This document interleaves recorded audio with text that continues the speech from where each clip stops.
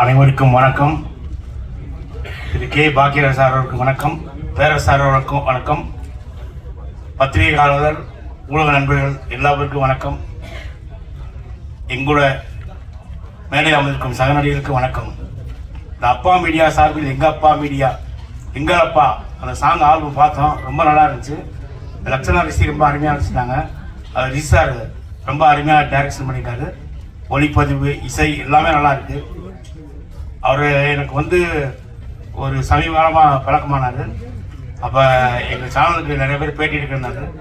நான் நிறையா நம்ம நடிகர்லாம் பேட்டி எடுக்கும்போது கூப்பிட்டேன், எல்லா பேரும் பேட்டி கொடுத்தாங்க. அவங்களாம் எல்லாம் ஆர்வம் பார்த்தாங்க. லட்சணா ரிஷி மென்மேலும் வளர என்னுடைய வாழ்த்துக்கள்.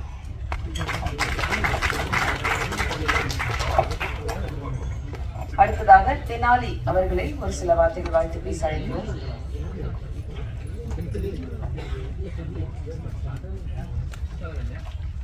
வணக்கம்.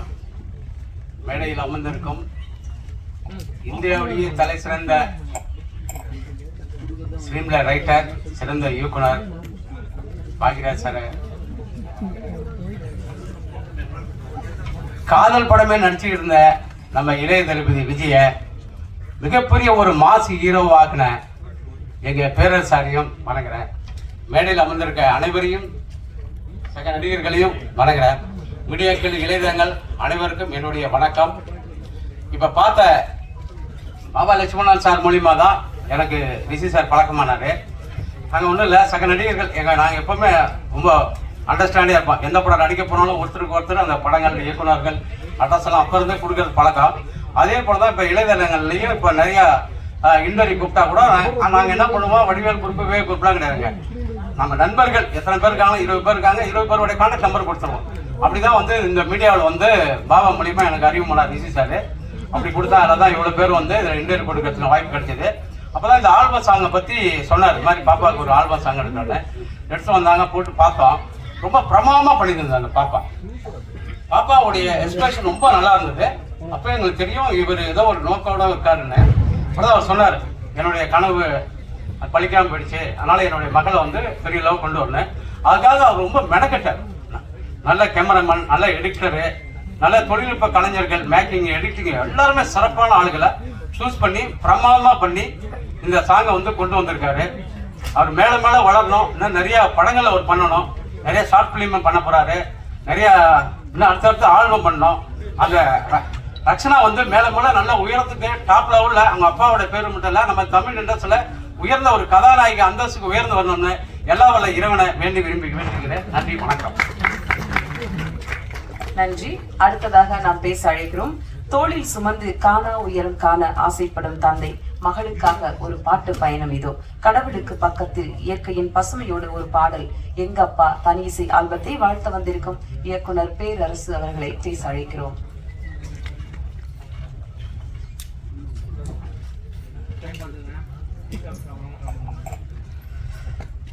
அனைவருக்கும் வணக்கம். எங்க அப்பா இசை ஆல்பத்தை பார்த்தோம்.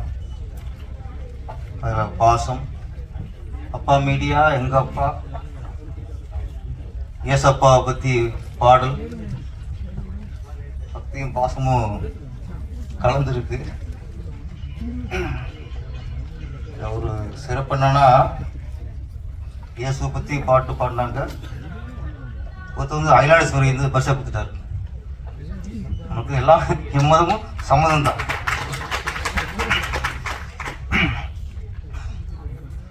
இன்னைக்கு ஒன்று செஞ்சு போச்சு. தமிழ் திரையுலகில் ஒட்டுமொத்த காமெடி நடிகர்களோட கண்ட்ரோலும் நம்ம பிஆர்ஓ கோவிந்தராஜ் கிடையாது. அவரை பகச்சிக்கிட்டா அவர் இனிமேல் காமெடி பண்ணி எடுக்க முடியாது. நம்ம வராது வடிவேலு, சந்தானம், சூரி, ஏன்னா ஹீரோ ஆகிட்டாங்க. ஏன்னா அவங்களுக்கு மட்டும் உட்கார வச்சுருப்பாரு. கோவிந்தராஜ் சார், பாதி திருமணத்தை கையில் வச்சிருக்கீங்க. சரி, இந்த விழாவுக்கு மிக சிறப்பு, சரியான சிறப்பு அப்படிங்கிறது இயக்குனர் எங்களுக்கெல்லாம் ஆசான் பாட்டில் செலவு பண்ணுறது. அவரோட ஆசீர்வாதம் வந்து நம்ம லக்ஷனாவுக்கு அப்பாவோட ஆசீர்வாதம் மாதிரி, ஏசப்போட ஆசீர்வாதம் மாதிரி.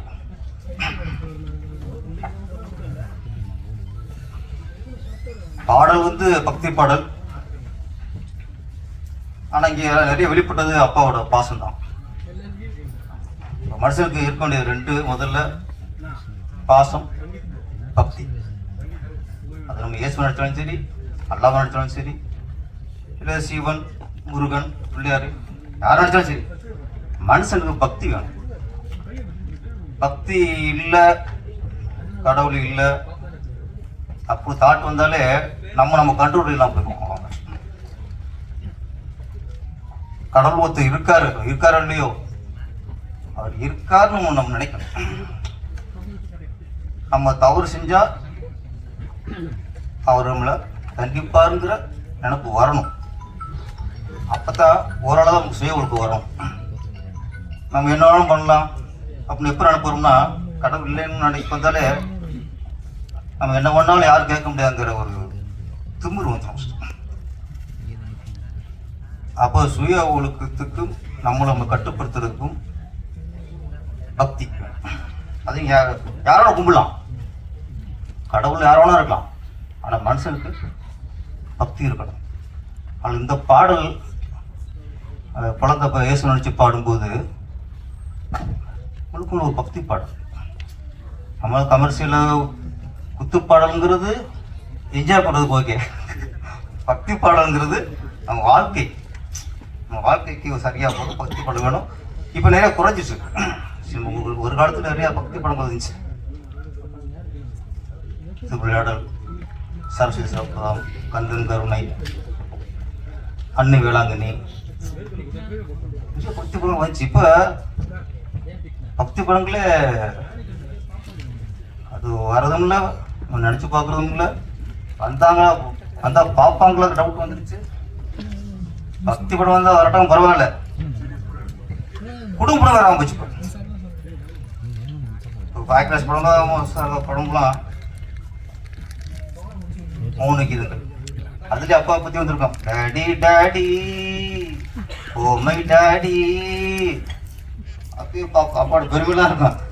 எல்லா பசங்களுக்கும் அம்மாவது பிடிக்கும். மௌனிக்குதுல தான் பையனுக்கு அப்பா பிடிக்கும். தூள் நின்று போச்சு, முந்தானே முடிச்சு, அந்த நாட்கள் எனவே அதெல்லாம் அந்த நாட்கள்ல ஒரு லவ் ஸ்டோரி தான். அந்த தமிழோட கலாச்சாரம் வீட்டில் கிளைமேக்ஸ் அடிக்கும். இன்னைக்கு கலாச்சாரமாவது பண்பாடாவது கத்திடுறா, வெட்டுறா, குத்துறா, கலாச்சாரம் தான் இன்னைக்கு. கலாச்சாரத்தை காணும். ஏன்னா இந்த மாதிரி பக்தி பாடல்ல பார்க்கும்போது இன்னைக்கு ஒரு ஆறுதலா இருக்கு. ரொம்ப ஒரு ஆறுதலா இருக்கு. எங்க அப்பா அப்படிங்கும்போது எல்லாருக்குமே இப்போ இங்கே வந்தோடனே அவங்கவுங்களுக்கு கண்டிப்பாக அவங்க அப்பா ஞாபகம் வந்துருக்கும். அப்போ எனக்கு வரணும்ல,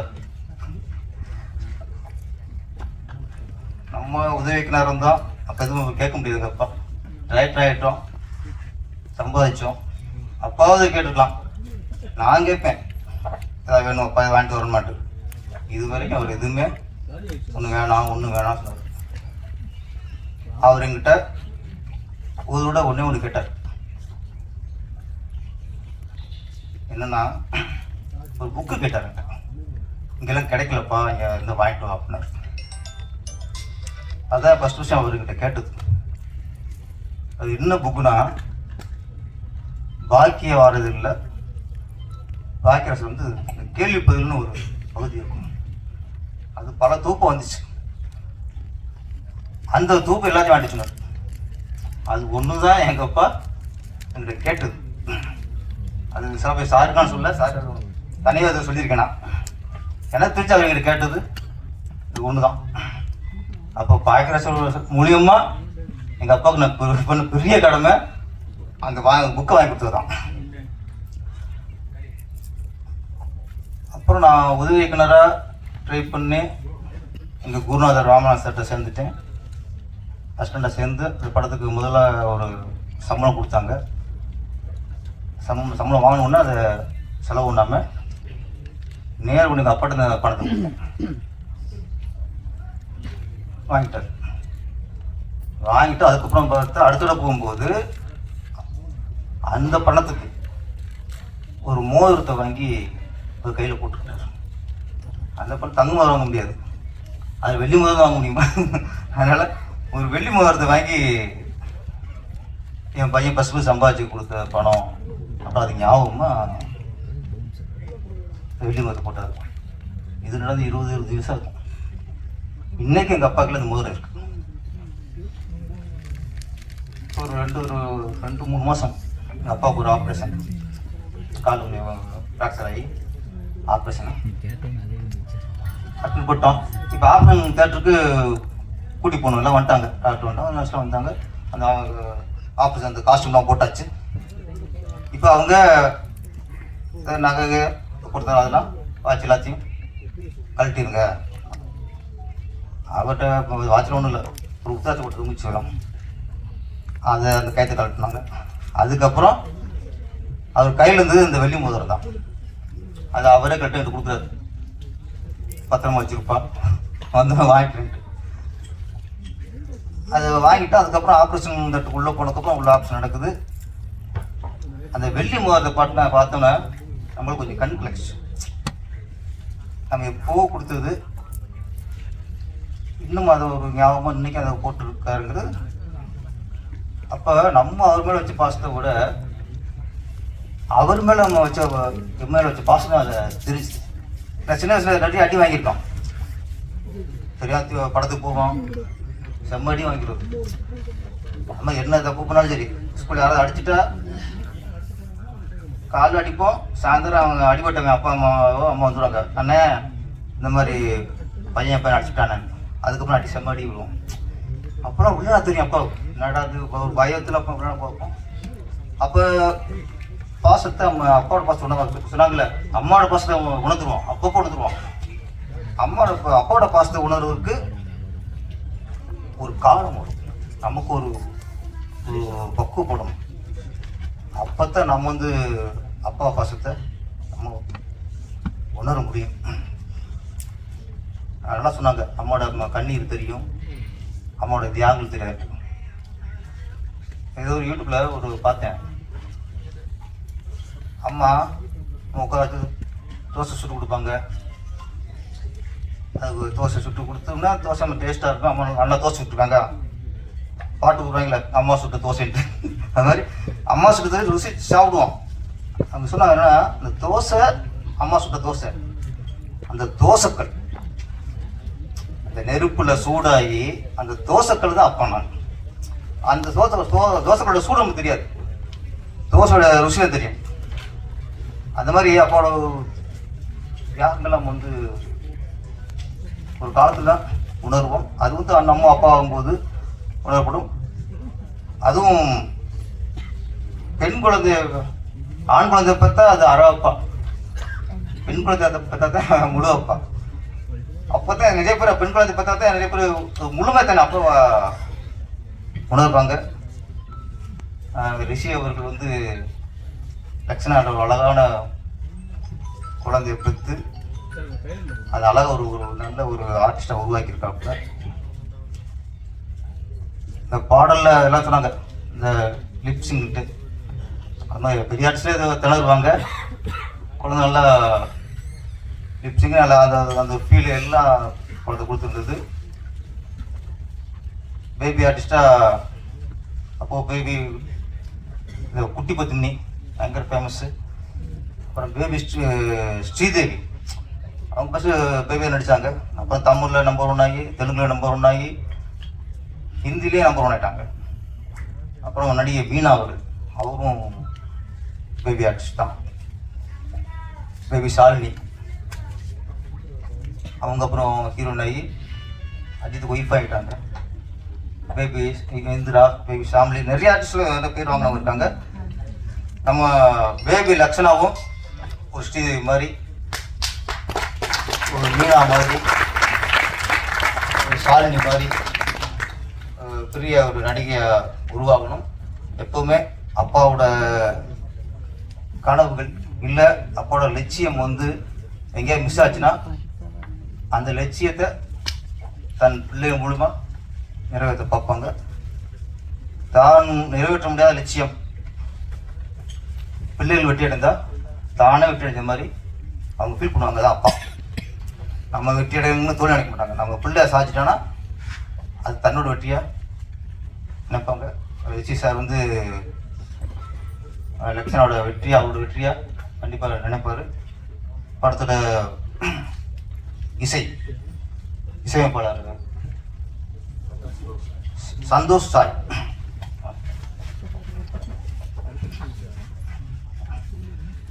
அதான் படத்தோட இசையமைப்பாளர் சந்தோஷ் சாய் அவர்கள் நல்ல ஒரு பக்தி பாடல்னா கூட அது ரொம்ப சிலதான் பக்தி பாடல் ரொம்ப இதாக இருக்கும். அழகாக அவர் ரசிக்கிற மாதிரி ஒரு ஜனரஞ்சமாக ஒரு ஃபீல் வர மாதிரி இசையமைச்சிருக்காப்புல.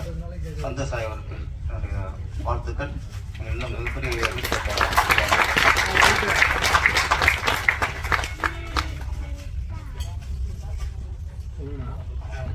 சரி முடிக்க சொல்லிட்டாங்க. அப்புறம் பாக்கி எல்லாம் வெயிட் பண்ணுறாங்க, பேசக்கூடாது. இந்த டீம் அனைவருக்குமே வாழ்த்துக்கள். இந்த பாடிய சூப்பர் சிங்கர் பிரியங்கா அவர்களுக்கும் என் வாழ்த்துக்கள். மொத்த டீமுக்கு என் வாழ்த்துக்கள். நன்றி, வணக்கம். ரொம்ப அங்க போய் ஆரம்பிச்சு இங்க முடிச்ச நண்பர் பேரரசு அவர்களுக்கு நன்றி. அடுத்ததாக எங்க அப்பா தனி இசை ஆல்பம் இந்த விழாவிற்கு வந்து சிறப்பித்த சிறப்பு விருந்தினர்களுக்கு நினைவாக இந்த ஆல்பம் சார்பில் ஒரு ஷீல்டு கொடுக்க போறாங்க. இயக்குனர் திரு பாக்கியராஜ் சார் அவர்களோட தலைமையில்.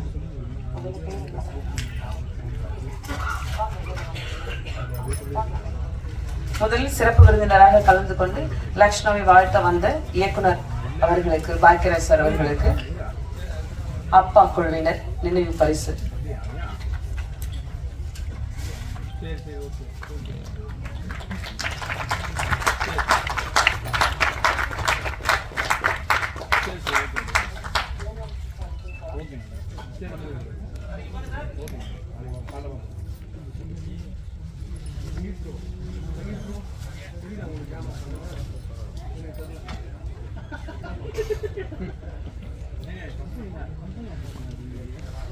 இயக்குனர் பேரரசு அவர்களுக்கு,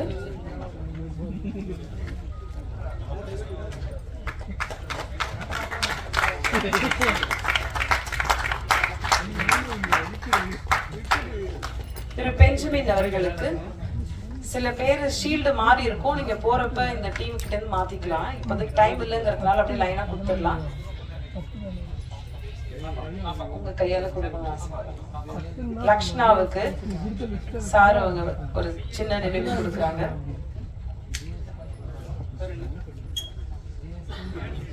பெஞ்சமின் அவர்கள் கொஞ்சம் சீக்கிரம் ஃபாஸ்டா கொடுங்க, சார் பேசணுங்கிறாங்க. ராஜேந்திரன் அவர்கள்,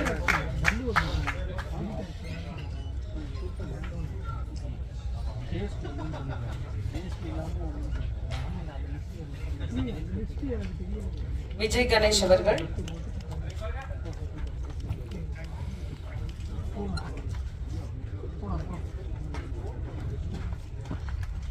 விஜய் கணேஷ், மிஸ் ராஜேந்திரன் சார் அவர்கள்,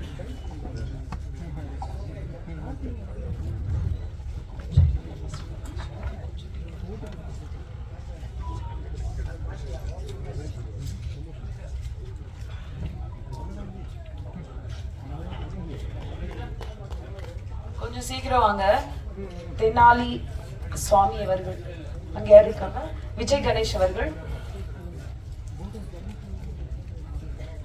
தெனாலி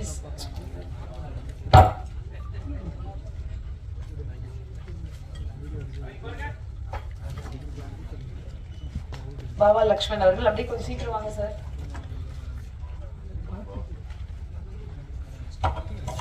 ஸ்ரீதேவி அவர்கள்,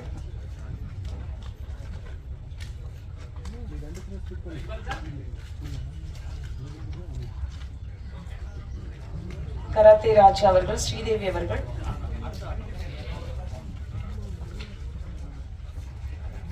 பாபா லக்ஷ்மண் சார் வந்து ஸ்போர்ட்ஸ்ல வந்து ஒரு மெடல் வாங்கின மாதிரி ஒரு ஹாப்பியா ஃபீல் பண்றாங்க. Thank you sir. கராத்தே ராஜா சார் அவர்கள்,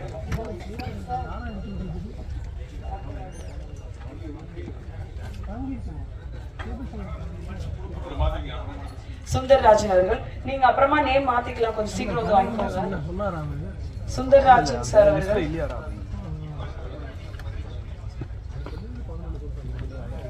சுமத்தி சுமத்தி அம்மா எங்க இருக்கீங்க?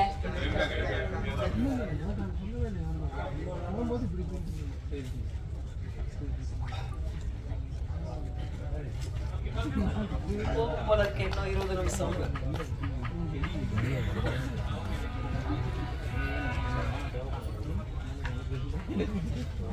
சார்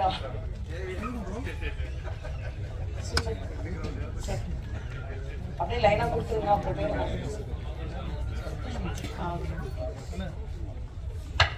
ராஜாத்தி ராஜா சார் அவர்கள், காதல் சுகுமார் அவர்கள் அப்படியே லைனா வந்துருங்க.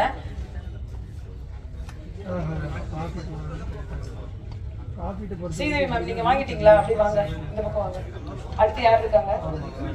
ராஜாதி ராஜா, காதல் சுகுமார் அவர்கள்.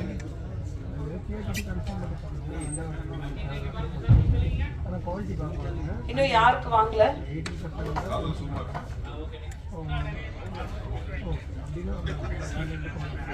ரதீஷ் இருக்கீங்களா?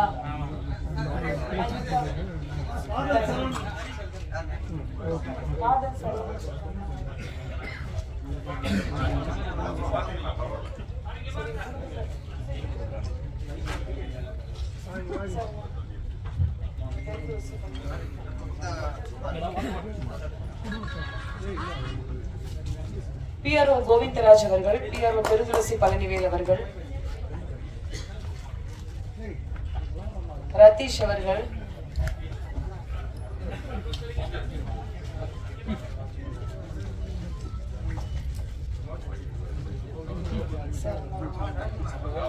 காதல் சரவணன் அவர்கள்,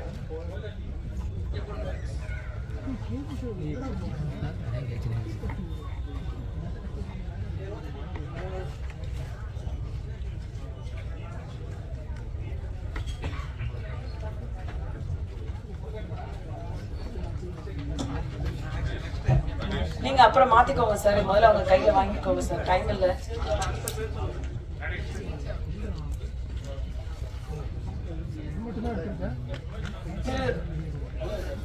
பெருதுளசி பழனிவேல் PRO அவர்கள், எங்க அப்பா ஆல்பத்தின் PRO திரு கோவிந்தராஜ் அவர்கள்,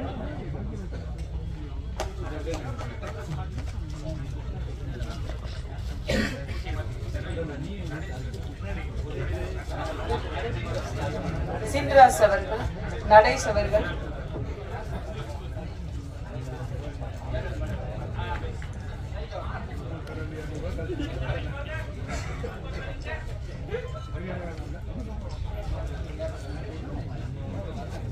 நடேஷ் அவர்கள்,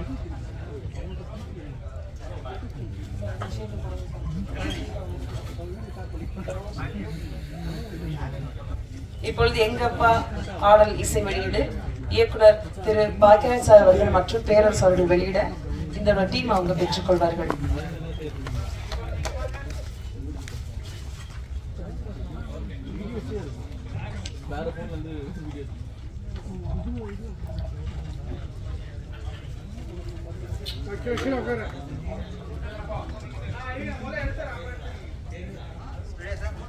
வீடியோ எடுத்துட்டு வெயிட் பண்ணுங்க. போட்டோ எடுத்துட்டா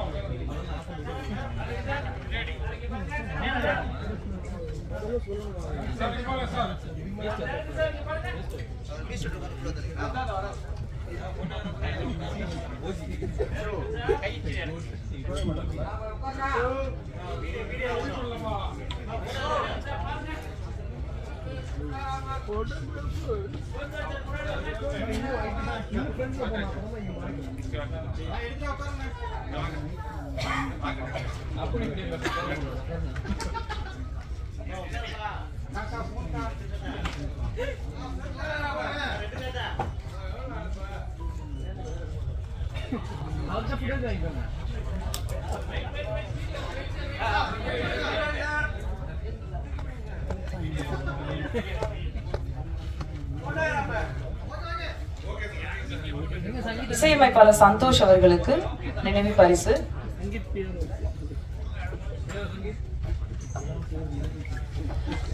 தலைமுறை தாண்டி பேசும் தமிழ் சினிமா தந்த தலைமகன், ஊருக்கும் உறவுக்கும் கதை பல சொன்ன கதாநாயகன். இவர் பார்த்து சினிமாவிற்கு வந்தவர்கள் பலர், இவர் பார்த்து வளர்ந்தவர்கள் பலர்.